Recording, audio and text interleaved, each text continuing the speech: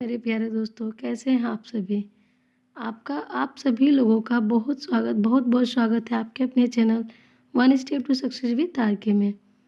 दोस्तों, आज हम इस सीरीज में देखेंगे कि शिक्षण को प्रभावित करने वाले कौन-कौन से कारक होते हैं, यानी फैक्टर अफेक्टिंग टीचिंग देखेंगे।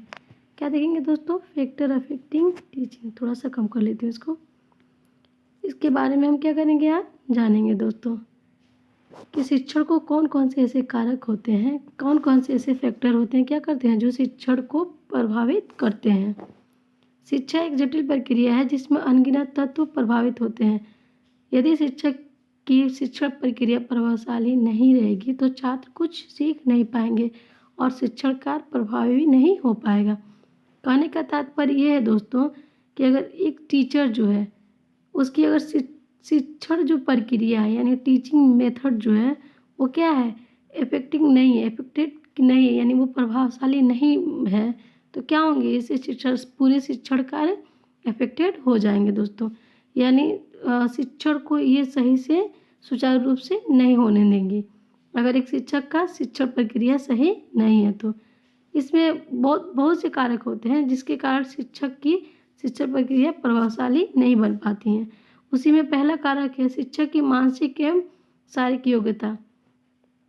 यानी एक शिक्षक मानसिक एवं शारीरिक रूप से भी अगर क्या है उसे कुछ दिक्कत है तो क्या होंगे वो शिक्षण को क्या करेंगे, प्रभावित करेंगे। वो शिक्षण कार्य को एक प्रभावशाली रूप उसे नहीं दे पाएगा। शिक्षक की शिक्षण संबंधी कुशलता है। अगर टीचर के पास शिक्षण से संबंधित कुशलताएं नहीं है तो भी वो क्या करेंगे, शिक्षण को प्रभावी नहीं बना पाएंगे। शिक्षण का शिक्षण विधियों पर एकाधिकार, यानी जो टीचिंग मेथड होता है, कई प्रकार के टीचिंग मेथड होते हैं। जैसे समूह को बांट के खिलाना, समूह में बच्चों को अलग अलग करके सीखने के लिए प्रेरित करना, और कोई जैसे टास्क देकर, कोई परियोजना विधि के द्वारा, कोई व्याख्या विधि के द्वारा, कई सारी ऐसी टीचिंग मेथड हैं जिनका प्रयोग करके हम टीचिंग को क्या करते हैं, बहुत ही प्रभावशाली बनाते हैं। तो यदि अगर शिक्षक के पास वो शिक्षण विधियों की जानकारी नहीं होगी तो क्या करेंगे वो शिक्षक शिक्षण प्रक्रिया को प्रभावशाली नहीं बना पाएंगे दोस्तों। कक्षागत परिस्थितियाँ, वातावरण, ये बहुत ज़्यादा क्या होते हैं, इफेक्ट डालते हैं दोस्तों एक शिक्षण कार्य को प्रभावशाली बनाने के लिए। यानी प्रभावशाली एक शिक्षक तब कभी भी क्या होंगे, सफल नहीं हो सकते जब तक उसकी कक्षा की परिस्थितियाँ, वातावरण स्वस्थ ना हो। यानी कक्षा का वातावरण, कक्षा में अनुशासन बना रहे और कक्षा में क्या हो, दरवाज़ा और खिड़कियाँ रोशनदार, मतलब रोशनी उजाला आने का भी क्या हो, कक्षा में साधन हो, और बैठने की सुविधाएं भी अच्छा हो बच्चों को। ये सारी क्या होती है, कक्षा की वातावरण होती है। और कक्षा की परिस्थितियाँ क्या होती हैं, यानी कक्षा में अनुशासन बना रहे। टीचर का क्या हो, टीचर जब कक्षा में जाए तो बच्चे उसे देख के अनुशासन में हो जाए। ये सब पे भी अधिकार होना बहुत ज़रूरी है। अगर एक शिक्षक का इस पे कमांड नहीं है तो भी शिक्षण प्रक्रिया क्या होंगे, प्रभावशाली नहीं हो पाएंगे। शिक्षक का व्यक्तित्व भी बहुत ज़्यादा इम्पोर्टेंस है दोस्तों शिक्षण कार्य को प्रभावशाली बनाने के लिए। शिक्षक का व्यक्तित्व यानी शिक्षक एक आइडियल व्यक्ति होना चाहिए, जो क्या होना चाहिए, जो समाज में एक आइडियल के रूप में प्रयुक्त हो। यानी कोई देखे तो उसे रिस्पेक्ट की नज़र से देखे और क्या करे, उसका सम्मान करे दोस्तों। तो ये बहुत ज़्यादा इम्पोर्टेंट है। शिक्षक की प्रेरणा एवं प्रतिबद्धता। शिक्षा एक प्रेरणाशील हो और प्रतिबद्धता हो, यानी अपनी ड्यूटी के प्रति पंक्चुअल हो, ये भी होना बहुत ही ज़रूरी है। अगर ये सारी लक्षणें टीचर में नहीं है तो जाहिर सी बात है कि टीचिंग जो होगी क्या होगी, इफेक्टेड नहीं होगी, यानी प्रभावशाली नहीं होंगी दोस्तों। इसके बाद से हम लोग देखेंगे शिक्षण को प्रभावित करने वाले कारकों को निम्नलिखित रूप में प्रस्तुत किया गया है। आइए देखते हैं कौन कौन से कारक हैं जिनको प्रस्तुत किया गया है दोस्तों। पहला है सभी कारक, दूसरा है बौद्धिक कारक, तीसरा है क्या, मनोवैज्ञानिक कारक। ये तीन ऐसे कारक हैं जिसकी वजह से भी शिक्षण कार्य क्या होंगे, प्रभावशाली नहीं बन पाते हैं। पहला हम देखेंगे सभी कारक यानी पर्सनल फैक्टर्स क्या होते हैं जो शिक्षण को प्रभावशाली बनाने से रोकते हैं दोस्तों। इसमें हम देखेंगे पॉइंट। पहला पॉइंट है पारिवारिक परिस्थितियाँ, दूसरा पॉइंट है इसका विद्यालयी परिस्थितियाँ, यानी परिवार की परिस्थितियाँ भी क्या करती हैं, एक टीचर पे, एक शिक्षक पे क्या करेंगी, इस शिक्षक पे भी क्या करती है, ये असर डालती हैं दोस्तों। कैसे देखते हैं। पारिवारिक परिस्थितियों के अंतर्गत भी बहुत सी बातें आती हैं, जैसे घर की आर्थिक हालत, इकोनॉमिकली तौर से अगर कोई दिक्कत है घर में, वो भी क्या कर शिक्षक पर प्रभाव डालते हैं दोस्तों। रिलेशंस यानी पति पत्नी का संबंध भी क्या करते हैं, इफेक्ट करते हैं टीचर को। अगर टीचर ही इफेक्ट है यानी परेशान है पर्सनली रूप से, तो क्या करेगा, ये शिक्षण कार्य को सही से नहीं चला पाएगा दोस्तों। ठीक है ना। तो ये भी बहुत ज़्यादा बहुत इम्पोर्टेंट ये फैक्टर है। ठीक है दोस्तों। बच्चों के प्रति दायित्व भी एक बहुत इफेक्ट डालता है। परिवार के सदस्यों के साथ संबंध भी बहुत ज़्यादा शिक्षक पे असर करता है दोस्तों। अब हम लोग ये तो थे जैसे पर्सनल फैक्टर में पारिवारिक परिस्थितियाँ जो शिक्षक के ऊपर क्या करती हैं, प्रभाव डालती हैं। दूसरा देखेंगे विद्यालय परिस्थितियाँ कौन सी होती हैं जो एक शिक्षक को क्या करती हैं, शिक्षक को एक शिक्षण कार्य प्रभावी बनाने से रोकती हैं। ये एक बैरियर का काम करती हैं। विद्यालय परिस्थितियाँ में भी हम देखेंगे शिक्षक के छात्रों के साथ संबंध, ये भी क्या होते हैं, एक बहुत ही जैसे अगर टीचर है, इस टीचर का जो संबंध रिलेशन एक स्टूडेंट से अच्छा नहीं होगा, पॉजिटिव वे में नहीं रहेगा, तो कोई भी शिक्षण यानी कुछ भी सिखा लो कक्षा में, बच्चा बिल्कुल नहीं सीखेगा। यानी बच्चा बिल्कुल इंटरेक्ट होना चाहिए किससे, टीचर से। और क्या होना चाहिए उसका वो शिक्षक के से और छात्रों के बीच तालमेल बैठना बहुत ही आवश्यक होता है दोस्तों। तो ये भी एक परिस्थितियाँ हैं जिसके अनुसार जिससे क्या होता है, शिक्षक के ऊपर इफेक्ट डालता है और ये शिक्षण कार्य को प्रभावी नहीं बना पाता है दोस्तों। शिक्षक के अपने सह शिक्षकों के साथ संबंध, ये भी बहुत ज़्यादा इफेक्ट डालते हैं शिक्षक के ऊपर कि उसके साथ अगर उसके जो शिक्षिका हैं उनके साथ काम करने वाले जो लोग हैं उनके साथ संबंध अच्छा नहीं है, तो भी शिक्षक अपना कार्य को बेस्ट तरीके से नहीं कर पाएगा दोस्तों। शिक्षक के प्रधानाचार्य या प्रशासन के साथ संबंध, जो टीचर है उसके साथ, उसका जिस इंस्टीट्यूट में वो आ रहा है पढ़ाने, उसके प्रधानाचार्य या प्रशासन के साथ संबंध अगर अच्छे नहीं है, तो भी वो शिक्षक क्या करेगा, अच्छे से क्लास को नहीं चला पाएगा दोस्तों। इन सभी बातों का शिक्षक के मन पर अनुकूल या प्रतिकूल प्रभाव पड़ता है। यानी पॉजिटिव वे में भी पड़ता है और नेगेटिव वे में भी पड़ता है। पॉजिटिव वे में कब पड़ता है दोस्तों, जो बातें शिक्षक के मन को अनुकूल रूप से प्रभावित करती हैं, यानी पॉजिटिव रूप से क्या करती हैं, शिक्षक को प्रभावित करती हैं, वे शिक्षक शिक्षण को प्रभावी बनाते हैं। यानी वे शिक्षक क्या करते हैं, शिक्षण कार्य को प्रभावशाली बनाते हैं। और जो बातें उसके मन को प्रतिकूल रूप से प्रभावित करती है, वे क्या होती हैं, वे शिक्षक शिक्षण का अप्रभावी शिक्षण कार्य को, सॉरी यहाँ मिस्टेक है, छूटा हुआ है, शिक्षण कार्य को क्या बनाते हैं, अप्रभावी बनाते हैं दोस्तों। विद्यालय परिस्थितियों के अंतर्गत भी शिक्षकों के अपने अन्य साथियों, प्रशासक आदि के साथ संबंध यदि ठीक है तो वे शिक्षण को अनुकूल रूप से प्रभावित करते हैं, किंतु यदि ठीक नहीं है तो वो उसके शिक्षण पर प्रतिकूल प्रभाव डालते हैं दोस्तों। तो ये थे पर्सनल फैक्टर्स। पर्सनल फैक्टर्स के अंदर हम लोगों ने 2 पॉइंट पे चर्चा किया, एक पारिवारिक परिस्थितियाँ और दूसरा विद्यालय परिस्थितियाँ। ये दोनों जगह का जो इन्वायरमेंट होता है, ये भी एक शिक्षक के ऊपर क्या करता है, प्रभावित इफेक्ट डालता है दोस्तों। इसका भी बिहेवियर क्या होता है, इफेक्ट डालता है। अगर शिक्षक ही क्या होगा, किसी कारणवश किसी भी चीज़ से वो परेशान रहेगा, तो वो कक्षा को क्लास में अपना 100% नहीं देगा, और जब 100% नहीं देगा तो जाहिर सी बात है शिक्षण कार्य क्या होंगे, प्रभावशाली नहीं बनेंगे दोस्तों। दूसरा पॉइंट हम लोग देखेंगे बौद्धिक कारक। बौद्धिक कारक कौन कौन से होंगे, इसके बारे में चर्चा करेंगे दोस्तों। आइए देखते हैं। बुद्धि एक ऐसा अमूर्त तत्व है जो जितना किसी भी प्रकार के रचनात्मक कौशल के लिए महत्वपूर्ण है, उतना ही शिक्षण के लिए भी आवश्यक है। कहने का अर्थ है किसी भी रचनात्मक कौशल के लिए बुद्धि बहुत आवश्यक है, और शिक्षण कार्य के लिए भी बहुत ज़्यादा अत्यंत जरूरी है दोस्तों। क्योंकि शिक्षण सर्वाधिक प्रभावित तभी हो सकता है जब शिक्षक स्वयं को कक्षा की परिस्थितियों के अनुरूप ढाल सके। यानी कक्षा का जो इन्वायरमेंट है, जो कक्षा में जो चीज़ चल रही है, उसके अनुरूप क्या करे, अपने आप को ढाल ले शिक्षक। ये बहुत ज़्यादा ज़रूरी है, ढाल सके। और यह कार्य उस समय तक संभव नहीं है जब तक क्या होगा, जब तक शिक्षक का बौद्धिक स्तर उच्च नहीं होगा, यानी उसका बुद्धि का जो स्तर है वो ऊंचा नहीं होगा, तब तक वो कक्षा की परिस्थितियों को अपने अनुरूप नहीं ढाल पाएगा दोस्तों।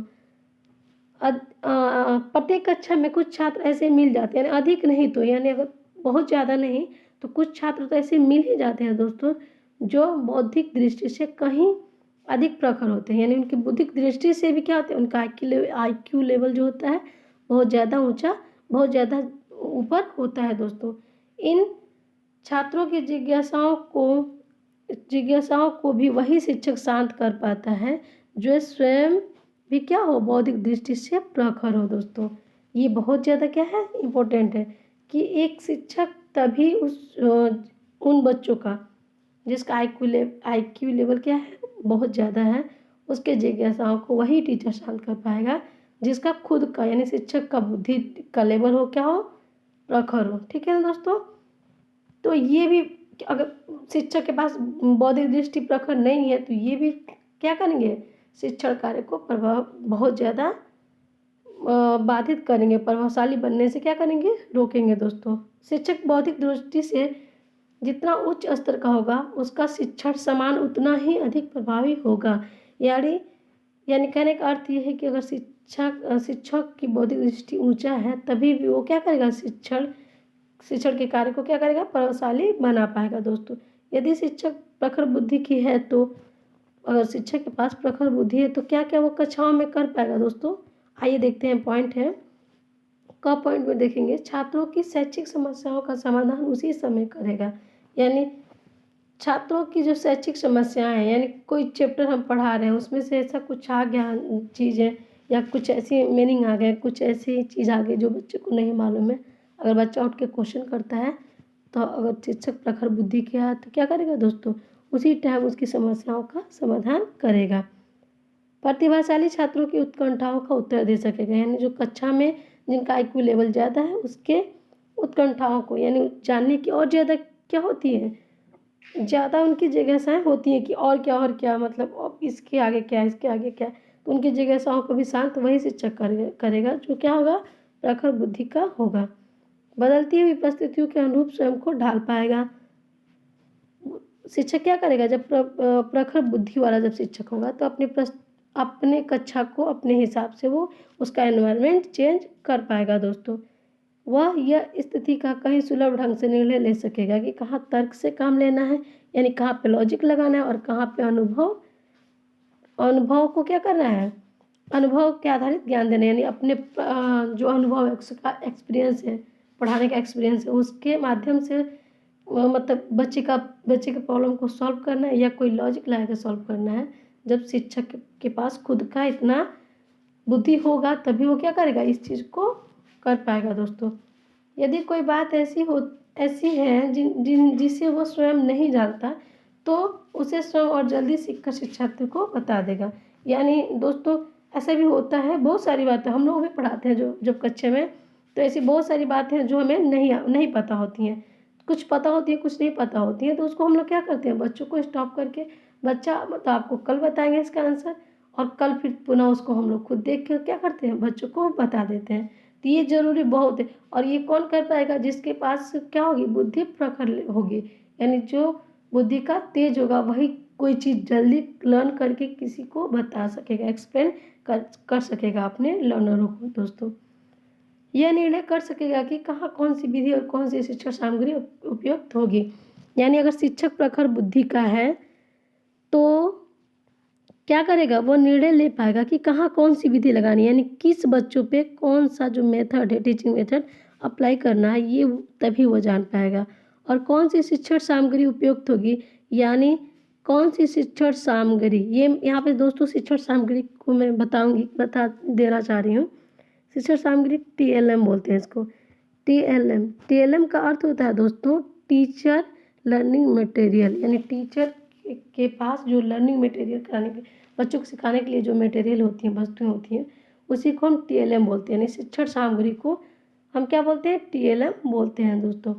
TLM के माध्यम से जैसे हम लोग अगर छोटे बच्चों को कुछ सिखा रहे हैं, जैसे ABCD का ज्ञान देना है, तो TLM पे ही बहुत सारे बच्चों को सिखाया जा सकता है, वर्ड को मिसिंग करके बताया जा सकता है, मिसिंग करके पूछा जा सकता है कि यहाँ पे कौन सा वर्ड नहीं है। मतलब मैं बहुत छोटे लेवल से बात कर रही हूँ दोस्तों। TLM बड़े लोग के लिए भी बहुत सारे मतलब उपयोग में आते हैं। जब हम लोग पढ़ाते हैं कक्षा में तो बहुत ज़्यादा ज़रूरी होती है।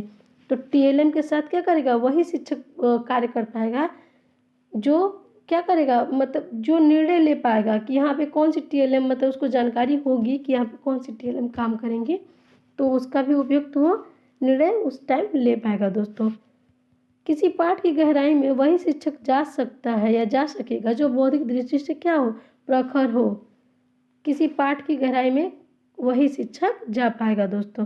शिक्षक के बौद्धिक कारक को शिक्षण के नियोजन के रूप में व्यक्त किया जा सकता है। शिक्षक इसके अंतर्गत 3 क्रियाओं को पूर्ण करेगा, यानी कौन कौन से कार्य को पूर्ण करके शिक्षक नियोजन के रूप में उसे व्यक्त कर सकता है दोस्तों। आइए देखते हैं। कार्य का विश्लेषण यानी एनालिसिस ऑफ टास्क।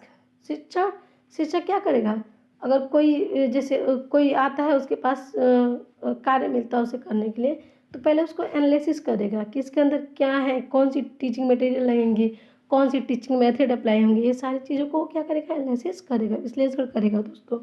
शिक्षक को अपने कार्य की वास्तविक प्रकृति के बारे में समुचित ज्ञान होने के लिए कार्य विश्लेषण की योग्यता होनी चाहिए। कार्य विश्लेषण क्या होनी चाहिए, योग्यता होनी चाहिए। कार्य विश्लेषण की निम्नलिखित विशेषताएं शिक्षक को प्रभावित करेंगी। कौन कौन सी विशेषताएं प्रभावित करेंगी, आइए देखते हैं दोस्तों। छात्रों की सीखने संबंधित क्रियाएं कि टीचर को पता होनी चाहिए कि कौन से क्रिया करके छात्र क्या करेंगे, जल्दी सीख लेंगे, ये टीचर को पता होनी चाहिए। छात्रों में से सीखने संबंधी प्रत्याशित व्यवहार, छात्र अधिगम संबंधी परिस्थितियों का ज्ञान और अपेक्षित निष्कर्षित के लिए मापदंड का भी निर्धारण करना। यानी अगर वो बच्चा बात नहीं मान रहा है तो कौन से मतलब उनको दंड देना, पनिश करके, यानी पनिश का मतलब डंडे से पिटाई नहीं होगा दोस्तों यहाँ पे, मतलब और भी बहुत सारे, जैसे आपको खड़े होके वर्क लिखना है या आपको 1 पेज की जगह 2 पेज लिखना है, इस तरह से भी बच्चों को पनिश किया जा सकता है दोस्तों। शिक्षा उद्देश्यों की पहचान करके क्या होंगे, पहला था कार्य विश्लेषण करके करेगा और दूसरा क्या करेगा, शिक्षा उद्देश्यों की पहचान करके। जैसे आइडेंटिफिकेशन ऑफ टीचिंग ऑब्जेक्ट्स, उसके बारे में भी वो पता करके क्या करेगा, शिक्षक द्वारा शिक्षण के लिए उद्देश्यों का पहचान के बिना अपने गंतव्य तक नहीं पहुंचा जा सकता।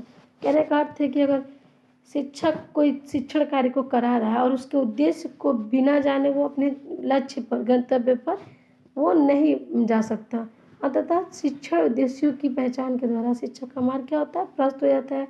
शिक्षण उद्देश्यों की आवश्यकता पुस्तक के निर्माण से प्रारंभ होती है और छात्रों के मूल्यांकन तक जारी रहती है।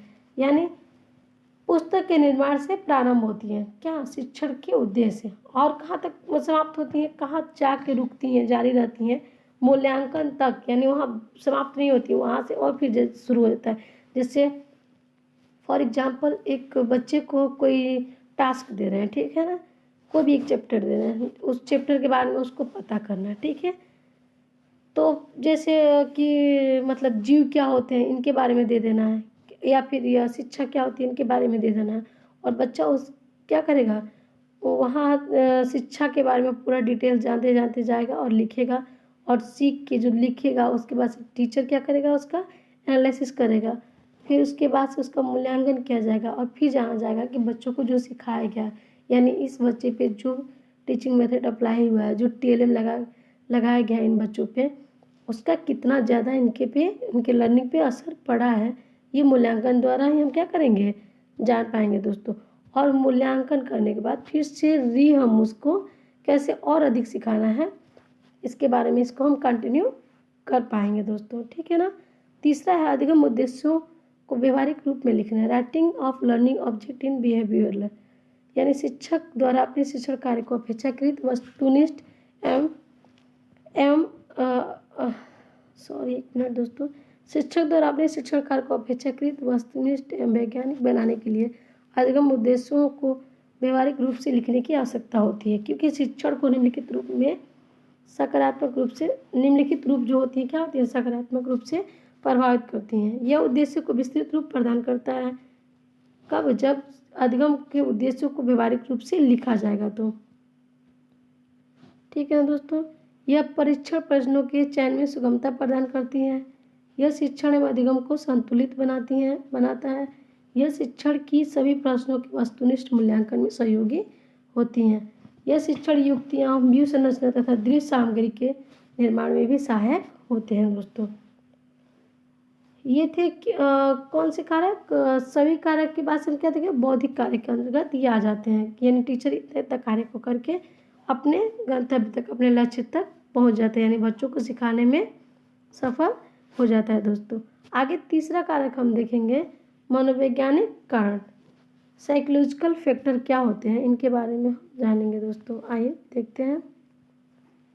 यानी ये मनोवैज्ञानिक कारण भी क्या होते हैं? कारक भी बहुत ज़्यादा, यानी बहुत, ये फैक्टर भी बहुत इफेक्ट करते हैं, यानी इफेक्टेड अगर होंगे ये जो मनोवैज्ञानिक कारण है तो क्या होंगे? टीचिंग इफेक्टेड नहीं, टीचिंग प्रभावशाली नहीं बन पाएंगे दोस्तों। मनोवैज्ञानिक कारकों के तहत अभिक्षमता, रुचि, अभिवृत्ति, मूल प्रवृत्तियाँ, भावना, ग्रंथियाँ कारक आदि आते हैं। आइए एक एक करके पॉइंट देखेंगे दोस्तों कि अभिरुचि कैसे आती है। अभिक्षमता, रुचि, अभिवृत्ति, मूल प्रवृत्तियाँ, भावना, ग्रंथियाँ कारक कैसे आते हैं, इसके बारे में हम देखते हैं। थोड़े थोड़े पॉइंट में देखेंगे दोस्तों। अभिक्षमता, शिक्षक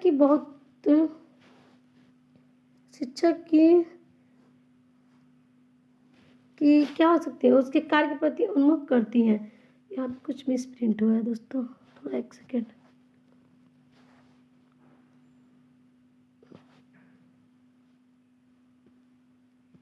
दोस्तों, शिक्षक का क्या होता है? अभी क्षमता, यानी उसकी क्षमता के अनुसार अगर कोई कार्य नहीं होगी तो क्या होंगे? शिक्षक की बहुत तकलीफें शिक्षक सह सकती हैं, जो उसे किसी कार्य के प्रति उन्मुख करती है, यानी वो उन्मुख कर रही हैं और वो कार्य वो नहीं कर पा रहा है तो ये क्या होंगे? उसके लिए बहुत ज़्यादा तकलीफदेह होंगी। इसी आधार पर कोई इंजीनियरिंग के कार्य को पसंद करता है तो कोई डॉक्टरी करना, कोई समाज सेवा करना पसंद करता है तो कोई अध्ययन करना।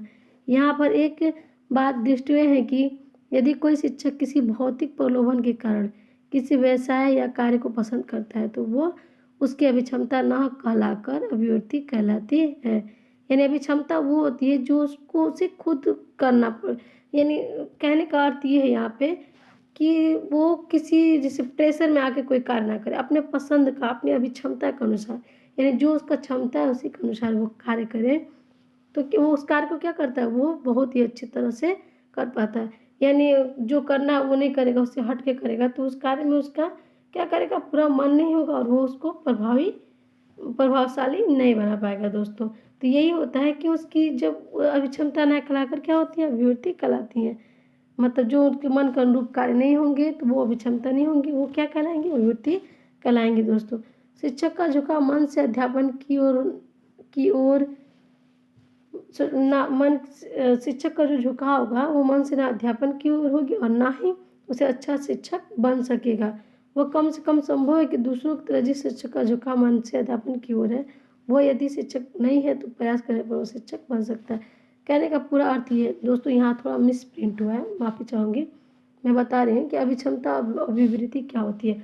अभिक्षमता वो है जो हम क्या करेंगे, जो हम अपने मन से, अपनी क्षमता के अनुसार, यानी अपना जिसमें मेरा इंटरेस्ट है वो काम आदमी करता है तो उसमें क्या होता है? वो सफल बन जाता है। यदि जो कोई भी इंसान चाह रहा है शिक्षक बनना और वो उसका पूरा 100% लगाएगा तो जाहिर सी बात है कि वो क्या होगा? एक अच्छा शिक्षक बन जाएगा। और ना चाहते हुए ज़बरदस्ती किसी प्रेशर में अगर वो कार्य को करता है तो वो ना कभी शिक्षक बन पाएगा, ना ही जो कार्य कर रहा है उस कार्य में वो सफल बन पाएगा दोस्तों। रुचि एक पॉइंट है, मनोवैज्ञानिक कारक में ये फैक्टर आते हैं। रुचि एक ऐसा तत्व है जो किसी भी बात को सीखने और किसी भी काम को करने की पूरी आवश्यकता होती है।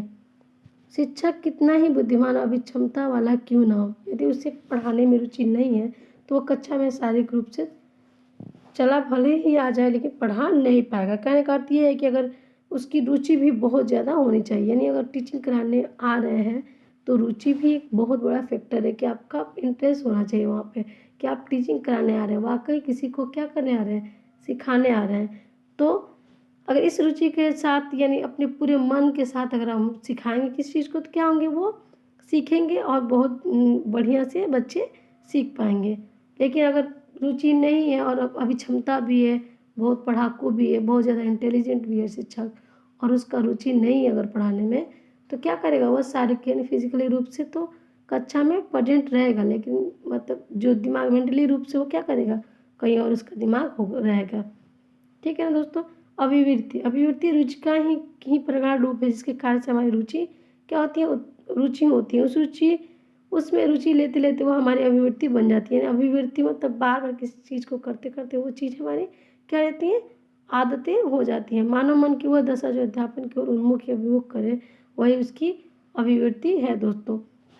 तो ये सभी कारक वैज्ञानिक कारक थे, यानी रुचि थी और अभिवृत्ति थी, और क्या थे, एक मिनट हम लोग देखते हैं दोस्तों, और थे अभिक्षमता थे और इसकी भावना ग्रंथि, मतलब भावना का वही कहने का तात्पर्य है दोस्तों कि उसकी भावना ग्रंथियाँ भी बहुत ज़्यादा इम्पोर्टेंट होती हैं। जब वो क्या होना चाहिए, मतलब उसकी भावना ग्रंथियाँ भी कोई चीज़ से कोई पर्सनल फैक्टर आ जाएंगी। टीचर किसी भी बातों से आहत नहीं होना चाहिए। ये सभी चीज़ें बहुत क्या करती हैं, एक बैरियर का काम करती हैं, यानी शिक्षण के कार्य को प्रभावशाली नहीं बनने देती। अगर ये सारे जो जैसे फैक्टर्स हैं अगर एक शिक्षक के ऊपर आएंगी, यानी शिक्षक हमेशा इससे क्या होगा, इस फैक्टर से अफेक्टेड होते रहेगा, तो ये कारक क्या करेंगे, शिक्षण को प्रभावित करेंगे दोस्तों। तो ये उम्मीद है ये सारी चीज़ें जो आपको बताई गई आप सभी को ज़रूर क्या होंगे, समझ में आए होंगे दोस्तों। अगर समझ में आए होंगे तो इसे प्लीज़ चैनल को सब्सक्राइब कीजिए, लाइक कीजिए एंड शेयर कीजिए।